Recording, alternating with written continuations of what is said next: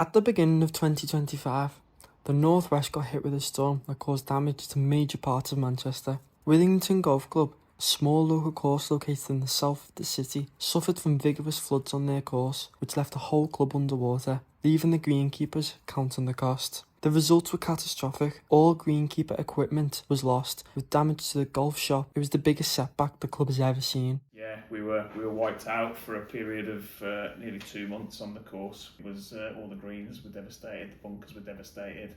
As the flood came through, from where it came, it washed through some allotments. Yeah, it was a bad place to be in when it happened. Those at the club had never seen anything like this before, and work was needed to be done. The results of the floods meant that the community of the golf club had a challenging year in rebuilding the course they love. The road was underwater, car park was underwater, the putting green was just about underwater into the garages, and it was actually above that fan on the wall there.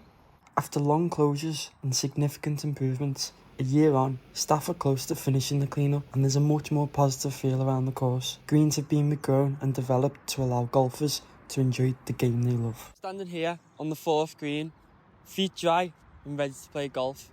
Never aware that this was covered by water a year ago. James and his team are looking forward to the season coming, hoping it's going to be the best one yet.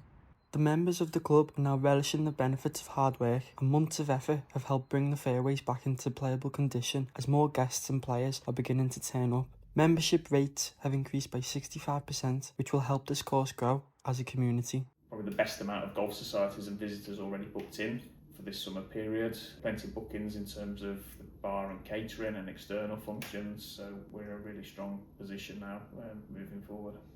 I think everybody looks forward to the summer or the spring, but it's just nice to get on a fairway that's firm.